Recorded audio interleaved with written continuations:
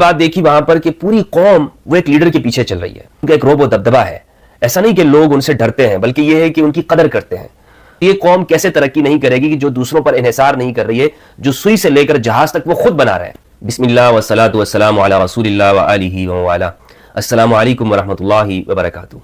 मैं ईरान क्यों गया, ईरान का दौरा करने का क्या मकसद था और ईरान को मैंने कैसा पाया, आज इस वीडियो में बताना चाहता हूं कि मेरे इस दौरे के क्या खुफिया मकासद थे, क्या हिडन एजेंडा था।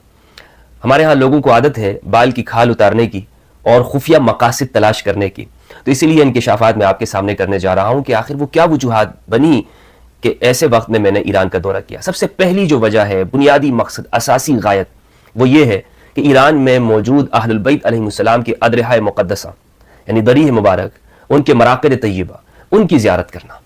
और ये भी आपको मालूम होगा कि ईरान का जो तूस शहर है, जिसका अभी नाम मशहद है, मशहद जिसको मशहद मुक़द्दस कहा जाता है, वहाँ पर इमाम अली इब्न मूसा अल काज़िम अर रिज़ा अलैहिस्सलाम उनकी ज़रीह मुबारक है, इमाम अली रज़ा की, जो मशहूर है।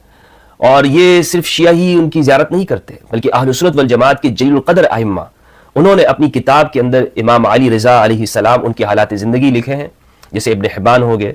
और अहलुस सुन्नत उलमा भी वहाँ की ज़ियारत किया करते थे कदीम ज़माने में, कोई आज की बात नहीं है। और इसका हवाला रेफरेंस मैंने किताब उस-सिक़ा जो कि इब्न हिब्बान की है, उनके हवाले से जो मैंने वीडियो बनाई है मशहद मुक़द्दस की डॉक्यूमेंट्री, उसमें मैंने ये हवाले दिए हैं, वो वीडियो आप देख सकते हैं।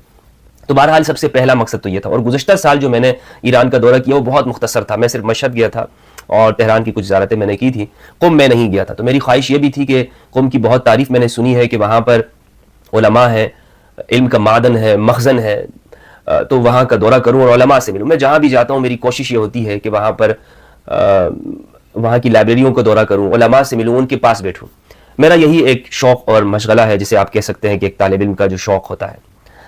तो कुम की मैंने बहुत तारीफ़ सुनी थी, इसलिए ज़ियारत से फारिग होने के बाद कुम में पहले हम वहाँ पे गए और कुम में जो ज़ियारत मौजूद हैं, जैसे हज़रत फ़ातिमा जिन्हें मासूमा कुम भी कहा जाता है, वहाँ उनकी ज़ियारत की और वहाँ की तजल्लियात देखी, वहाँ पर दुआ वगैरह की, मुनाजात की, और फिर वहाँ के उलमा से मुलाकातें हुई। और इसी तरह जो दीगर ज़ियारत हैं, मशहद में गया।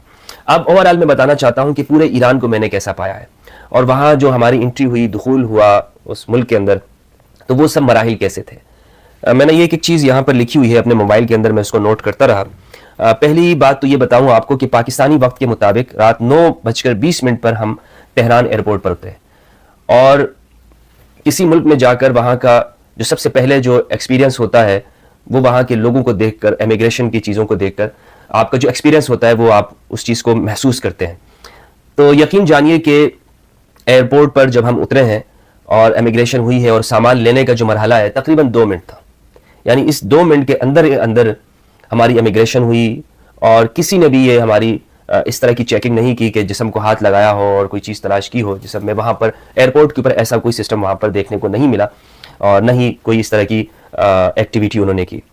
बस पासपोर्ट लिया और जो उनके कानूनी काम होते हैं वो उन्होंने किए। फिर वहाँ से आगे गाड़ी में हम सवार हुए और होटल तक पहुँचे। तेहरान एयरपोर्ट पर उतरे थे और वहाँ से कुम हम गए। ये दरमियान का जो तकरीबन फासला है 1 घंटे के अंदर ये तय हुआ। सड़कें वहाँ पर इतनी शानदार हैं, इतनी शानदार सड़कें ईरान के अंदर बनी हुई हैं कि वो सिर्फ शहर ही नहीं, जो तरक्की याफ्ता शहर जिसे कहते हैं हर मुल्क के अंदर होते हैं, कुम है, मशहद है, तेहरान है, बल्कि वहाँ के जो गाँव हैं, गाँव देहातों के अंदर सड़कों का आलम यह है कि हाईवेज़ बने हुए हैं, बड़े बड़े मोटरवेज़ हैं। तो इसलिए ये जो फासला है कुम से तेहरान का, ये 1 घंटे के अंदर वो तय हो गया और बहुत अल्हम्दुलिल्लाह खैरियत के साथ हम अपने होटल वहाँ पर पहुँच गए। ईरान के जो लोग हैं उनको हमने बहुत नरम मिजाज पाया है। हाँ, हर मुल्क के अंदर ऊंच नीच होती है और हमारे उर्दू में कहा जाता है ना कि 5 उंगलियां बराबर नहीं होती, और हमारे पश्तो में भी मुहावरा है कि 15 गुत्ते बराबर ही नहीं। तो 5 उंगलियां तो कभी बराबर नहीं होती। इसका मतलब ये है कि अच्छे बुरे लोग, चीटर हर तरह के हर मुल्क के अंदर होते हैं। अवाम में मिले जुले लोग हमें मिले हैं, चीटर लोगों से भी वास्ता पड़ा है और इसकी मैं मिसाल भी आपको आगे जाके दूंगा। तो लेकिन यह है कि ओवरऑल जो लोगों को देखने में मिला कि वो लोग सफाई का बहुत ख्याल रखते हैं। ईरान में बहुत सफाई है, यानी पूरे ईरान के अंदर जो मैं गया हूँ, मैंने देखा है जिस जिस जगह मैं जा सका हूँ। और ट्रेन में भी हमने सफ़र किया है मशहद से लेकर कुम तक, तकरीबन कोई 15 घंटे का ये सफ़र था। रात का एक बड़ा हिस्सा उसमें गुजरा और फिर सुबह और जो दिन का जो वक्त था, यानी ईरान में मैंने ये देखा है, खा तेहरान हो, कुम हो, मशहद हो, निशापुर हो, किसी जगह पर कचरा नहीं मिलेगा। कचरा, बिल्कुल कचरा मौजूद नहीं है। اور ایسا تو ہو ہی نہیں سکتا کہ یعنی وہاں پر گٹر ابل رہے ہوں، سڑک پر چلتے ہوئے رستہ نہ ہو اور بدبو آ رہی ہو، گٹر ابل رہے ہیں، سڑک کے اوپر گندگی موجود ہے، کچرے کے ڈھیر ہیں، مچھر ہیں. یہ چیزیں ایران کے اندر دیکھنے کو نہیں ملی. تو اس چیز سے میں بہت متاثر ہوا ہوں کہ آخر یہ کیا وجہ ہے کہ یہ اتنی صفائی ہے. گویا کہ یہ سڑکوں کو بالکل پالش کرتے ہیں. اور دیکھنے کو یہ ملا کہ راتوں میں وہ سڑکوں کی صفائی ہو جاتی ہے، لوگ اپنے گھروں کا جو کچرا ہے وہ گھر کے دروازے کے باہر رکھ دیتے ہیں اور رات کوئی گاڑی آتی ہے وہ لے جاتے ہیں. سڑک پر کوئی کھڈے موجود نہیں، جس طرح ہمارے ہاں کی حالت ہے. یعنی شارع فیصل پر بھی اگر آپ جائیں تو کھڈے آپ کو ملیں گے، نیشنل ہائی وے ملیر پر آپ جائیں اچانک سے کھڈا آ جائے گا، اور سال گزر جاتے ہیں لیکن اس کی کوئی مرمت نہیں ہوتی ہے. اور اسی لیے ہمارے ہاں لوگوں کو کمر کا عارضہ ہے، بیماریاں بڑھ رہی ہیں، پولوشن ہے، فضائی آلودگی یہاں پر کراچی کے اندر پائی جاتی ہے. پورے ملک میں ہماری حالت یہی بنتی جا رہی ہے. تو اس طرح کا کوئی سین وہاں پر دیکھنے کو نہیں ملا ہے. اس لیے میں یہ چاہوں گا کہ جو لوگ وزٹ کرنا چاہتے ہیں اور دنیا دیکھنا چاہتے ہیں تو سب سے پہلے، چونکہ ایران سستا بھی بہت ہے، آپ یہاں سے جا سکتے ہیں، بائی روڈ بھی جا سکتے ہیں اور ہمارے ساتھ سرحد ملتی بھی ہے، تو اس لیے آپ بائی روڈ وہاں پر جائیں، وہاں کا وزٹ کریں.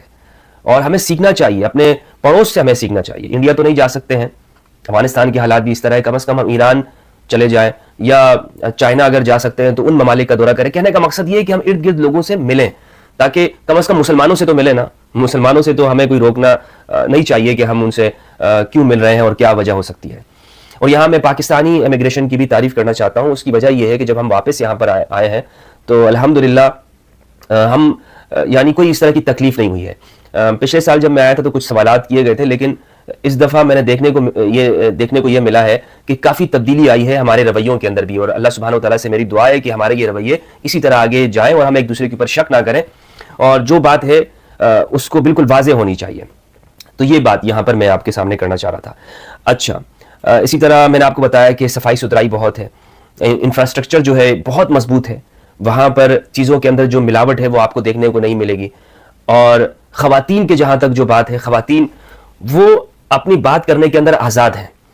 اور سننے کو یہ ملتا ہے کہ وہاں پر بہت سختی ہے، اگر کوئی خاتون اس کے سر پر دوپٹہ نہیں ہے تو اس کو مارا جاتا ہے، پیٹا جاتا ہے، سر عام اس کو کوڑے لگائے جاتے ہیں. یہ اس طرح کی باتیں سنی ہوئی تھی، لیکن اس طرح کوئی چیز دیکھنے کو نہیں ملی. تہران میں ایسے خواتین کو دیکھا کہ جن کے سر پر دوپٹے نہیں تھے، پینٹ شرٹ جینس پہنی ہوئی عورتیں ہوتی ہیں وہاں پر.